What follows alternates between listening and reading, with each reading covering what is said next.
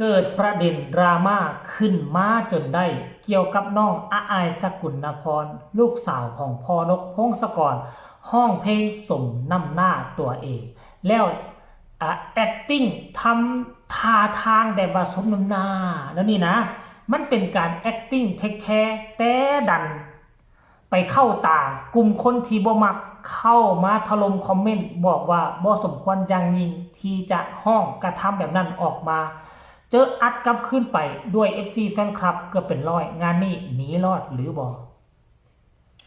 ทักทายสบายดี FC แฟนคลับมาพบมาพ่อกันเศร้ามื้อนี้อากาศค่อนข้างว่าหนาวสรุปรวมแล้วหนาวมาเป็นครั้งที่2ก่อนหน้านี้ประมาณ2อาทิตย์หนาวจนฮอด11องศา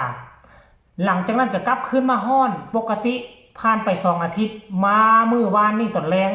ลมเริ่มเข้ามาตอนเช้ามื้อนี้14องศาเฮ็ดให้หนาวเน็บจนได้ใส่เสื้อแบบนี้คืนอีกแล้วท่านผู้ชม FC แฟนคลับเรื่องเล่าเป็นไปเป็นมาคือแนวใดเพลงนี้นี่นะความจริงแล้วเป็นเพลงเมื่อประมาณ20ปีก่อนหรือว่า20ปีก่อนพุ่นละเป็นเพลงของเอ้ยจินตลาเนาะคนทั้งสองฝากฟังแม่น้ำของก็ฮู้จักชื่อคำว่าจินตลาดีเจบ่เล่าก็ได้ฟังตั้งแต่อายุ 6-7 ปีพอซื้อกาเซ็ตเนาะเขาเอิ้นกาเซ็ตบ่เป็นแผ่นซีดีได้ก่อนแผ่นซีดีเอิ้นว่ากาเซ็ตเทปซื้อไปหลายอัลบั้มแหละเจบ่เล่าก็ได้ฟังมาตั้งแต่ตอนยังน้อยๆพุ่นแต่บ่คิดบ่ฝันว่าเพลงนี้จะกลับคืนมามีกระแสอีกครั้งหนึ่งจนเจบ่เล่าคิดว่าเพลงนี้น่ะที่บิดบ่ฮู้ว่าเป็นของเอ้ยจินตลาได้คิดว่าเพลงนี้เป็นเพลงใหม่ของต้อมซึ่งเป็นภรรยาของผู้ใดเนาะอันน่ะมือคีย์บอร์ดอันน่ะไอ้น้องพิการเฮานะเนาะคนพิการสายตานะที่เคยไปเสกอยู่กับอันให้กับบอสโจตอนนั้นเนาะต้อมนี่ก็เป็นคนที่เสียงดีแล้วเอาไปโคเวอร์ใหม่หรือบ่เห็นอยู่ในห้องอัดแล้วเพลงนี้ก็กลับกลายมามีกระแสโด่งดังมีศิลปินมากหน้าหลายตาพากันเอาไปห้องเอาไปคับเอาไปกอมอยู่บนเวทีการแสดงต่างๆเจเบ้าเล่าไปไล่มาเบิ่งแล้วบ่ต่ำกว่า 4-5 คน1ใน 4-5 คนนั้นบังเอิญว่าเจเบ้าเล่ามักที่สุดก็คือมักน้องอาอายห้องน้องอาอายห้องนี่เป็นเสียงที่นุ่มนวล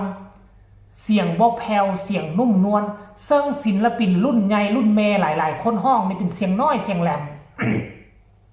ขอบ่เอ่ยชื่อก็แล้วกันแต่ว่าทุกคนห้องก็มวลในรูปแบบของทุกคนแต่ว่าค่อยสำหรับตัวเขาเองมักในสำนวนคำห้องของน้องอาอายเสียงนุ่มนวลเสียงทุ่มเสียงไงนุ่มนวลมวลนอกจากน้องอาอายแล้วศิลปินหลายคนห้องเสียงแหลมห้องเสียงคาดเกินเสียงบ่เทิงเสียงต่างๆมีให้ถมเทไปแต่มันมีคนหนึ่งมาคอมเมนต์บ่พออกบ่พอใจให้กับน้องอาอายห้องเพลงนี้แหละสมน้ำหน้าตัวเองคำว่าสมน้ำหน้า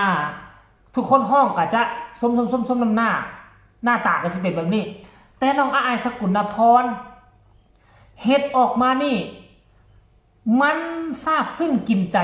มันแตะถึงโน้ตเนื้อเพลงห้องว่าสมน้ำหน้าคนเฮาเวลาเฮาด่ากันเวลาเฮาสมน้ำหน้าคนอื่นเฮาใส่หน้าตาได้สมน้ำหน้ามึงแน่นั่นดีป่ะคันเวลาเฮาโกรธเฮาแค้นไหนก็สมน้ำหน้ามึงแน่สมน้ำหน้ามันต้องลงคำว่าหน้าสมน้ำหน้าเนี่ยต้องลงนักมันจึงได้อารมณ์มันจึงเข้าถึงเนื้อเพลงถึงแม้ว่าต้นฉบับเขาอาจจะบ่ได้เฮ็ดแบบนี้เนาะต้นฉบับยุคก่อน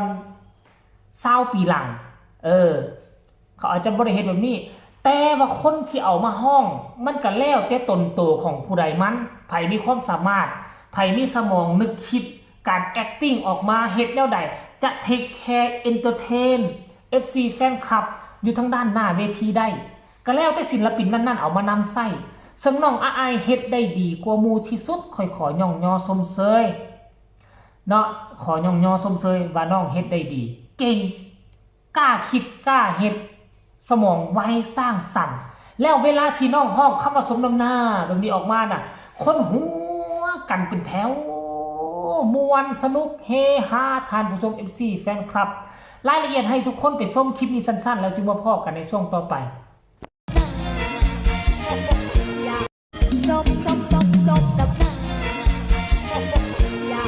ซบ เห็นแล้วบอดทุกคนแล้วบัดนี้แม่นไผ่เป็นผู้ทรงมาตำหนิติเตือนแฮงว่าบ่สมควรเนาะคนนี้บ่ขอเอ่ยชื่อบ่ขอเอ่ยนามกันแล้วกันเราส่งคอมเมนต์มาว่าร้องไม่เหมาะสมไม่สมควรทำค่ะสั้นๆมีประมาณเกือบ10ประโยคฮู้บ่ FC แฟนคลับน้องอายทั้งสองฟังของพากันเข้ามาตอบกลับทันควรจักหนีทันหรือบ่อันนี้เจบ่ลาบ่ทราบเดี๋ยวจะไปอ่านหลังจาก FC แฟนคลับของอายเห็นแล้วหลายคนคิดว่าไดนี่ทุกคนโอ้ยข้างโทรศัพท์ข้างมาแล้ว FC แฟนคลับก็มาตอบทันทีว่าบ่เหมาะตรงไหนเท่าเอ้ยบ่จักตี้ acting ผู้ต่อมาก็มาว่าเติมคุณไม่รู้จักการแสดงหรือเด็กเขาทำน่ารักออกเขาเล่นลีลาบ่ฮู้จักอย่างเลยจ้ามันเป็นการแสดงอินเตอร์เทนให้คนดูสนุกสนานได้หัวเราะมีความสุขจ้าเห็นบ่ล่ะเข้าใจคำว่าเอนเตอร์เทนบ่ยายค่อยกะเท่าค่อยกะคือฮู้อยู่ว่าซั่นเด้บัดเนี่ยผู้ต่อมาก็บอกว่าร้องแบบนี้แหละน่ารักสุดๆค่ะคนอื่นร้องได้น่ารักแบบนี้ไหมอยากยาวไปอายว่าซันเดย์ผู้ต่อมาก็คอมเมนต์ว่าขอที่มาของคอมเมนต์ค่ะเปิดวาร์ปให้ป้าจ๋าหน่อยค่ะหลังบ้านก็ได้ค่ะมีคนอยากเจอแล้วได้บักใดคอมเมนต์แล้วนี่ว่าได้อิจฉาแม้กระทั่งเด็กน้อยยายอีล่าร้องรำมวนขนาดนี้ยายจังอิจฉา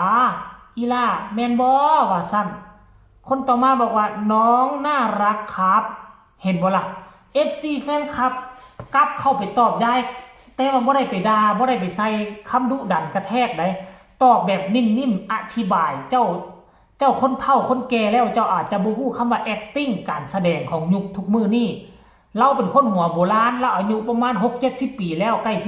สิจากโลกนี้ไปแล้วนะเราก็เคยคุกคีอยู่กับสมัยนั้นเขาห้องแนวใดเขาประพฤติ acting แนวใดแล้วก็อาจจะปรับตัวบ่ทันในยุคทุกวันนี้เป็นยุคการแสดงยุค acting อินเตอร์เทนคนดูอ้ายเฮ็ดถูกต้องแล้วก็ห้องแบบน่าฮักค่อยกล้าการันตีเลยว่าค่อยไปไล่มาเบิ่งแล้ว 6-7 คนอ้ายเป็นเลิศเสียงกระมวล acting ก็ดีฝากคลิปนี้เอาไว้อ้อมอกอ้อมใจ FC อ้ายสกุลนพรก็แล้วกันใครมีคำตำหนิติชมคำคิดคำเห็นขึ้นอะไรเกี่ยวกับคอมเมนต์นี้ก็ส่งข่าวมาได้ทางใต้คอมเมนต์สำหรับคลิปนี้สบายดี